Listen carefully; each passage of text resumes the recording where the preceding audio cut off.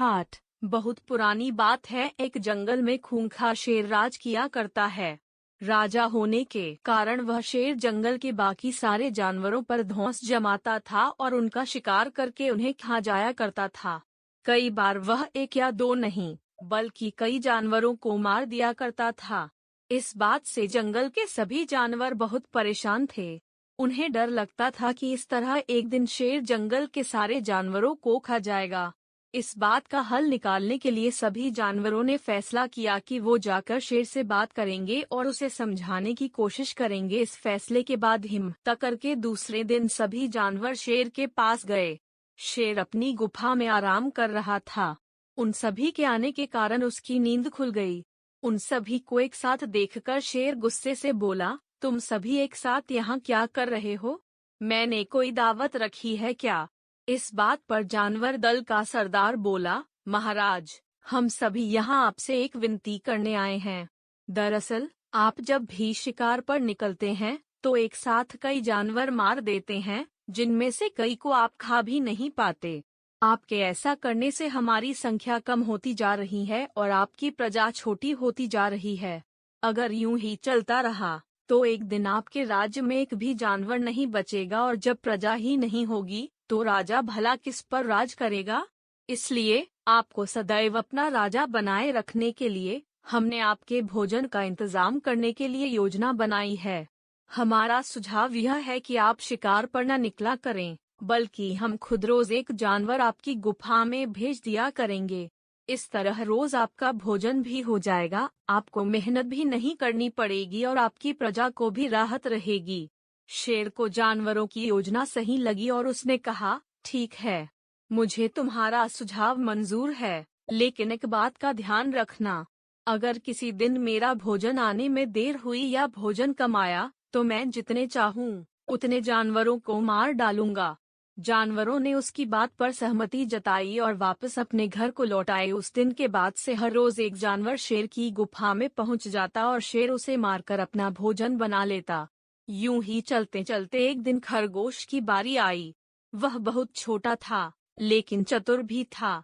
उसने सोचा कि रोज शेर के हाथों एक जानवर मारा जाता है, यह तो गलत है। इस परेशानी का समाधान करने के लिए कोई चाल चलनी पड़ेगी। तभी उसके दिमाग में एक आइडिया आया। वह धीरे धीरे घूमता फिरता शेर की गुफा तक पहुंचा। वहां पहुंचकर उसने देखा कि शेर गुस्से से आग बबूला हो रखा है। शेर ने जैसे ही खरगोश को देखा, उसका गुस्सा बढ़ गया और वह दहाड़ कर बोला, तुम जरा से खरगोश मेरा पेट भरने आए हो और ऊपर से इतनी देरी से आए हो। पता है मुझे कितनी जोर से भूख लगी है। कहाँ मर गए थे और तुमसे मेरा पेट कैसे भरेगा? शेर को तिमिलाया हुआ देख खरगोश बोला, महाराज, मैं आपकी सेवा में अकेला नहीं आ रहा था, बल्कि मेरे साथ मेरे 5 साथी और भी थे। लेकिन मगर महाराज, रास्ते में हमें एक और शेर मिल गया, जो हमें खाने की जिद करने लगा। वह मेरे साथियों को मारकर खा गया। मैं किसी तरह अपनी जान बचाकर यहाँ आया हूँ। यह सुनकर शेर और ज्यादा गुस्सा हो गया। वह बोला, एक और शेर? कौन है वह और मेरे जंगल में क्या कर रहा है? खरगोश ने कहा, महाराज, वह बहुत बड़ा शेर है और जब मैंने उससे कहा कि तुम हमारे महाराज का भोजन खा रहे हो, तो वह बोला, आज से मैं तुम्हारा महाराज हूँ और मेरे अलावा इस जंगल में कोई और शेर नहीं रह सकता। मैं सबको मार डालूंगा। फिर आपको लड़ाई के लिए ललकारने के लिए उसने मुझे यहाँ भेज दिया। अच्छा, ऐसी बात है तो मैं भी तो देखूं कि ये कौन शेर है तो जो मेरे जंगल में आकर मुझे ही ललकार रहा है। ले चलो मुझे उसके पास। शेर ने गर्ज कर बोला और खरगोश के साथ चल दिया। खरगोश उसे जंगल के बीच मौजूद एक कुएं के पास ले गया और बोला, महाराज, वो इस गड्ढे के नीचे गुफा में रहता है। आपको आता देख शायद वह अंदर घुस गया।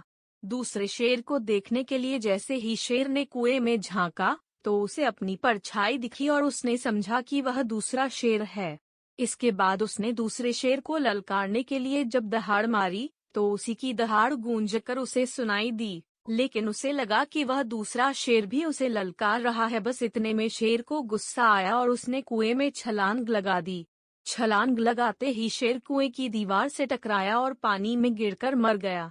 यह खबर जब जंगल के बाकी जानवरों को मिली तो सारे बहुत खुश हुए और खरगोश की जय जयकार करने लगे। कहानी से सीख। बच्चों, इस कहानी से हमें यह सीख मिलती है कि मुश्किल से मुश्किल परिस्थिति में भी दिमाग शांत रखने से हर कठिनाई को आसानी से सुलझाया जा सकता है। To heart.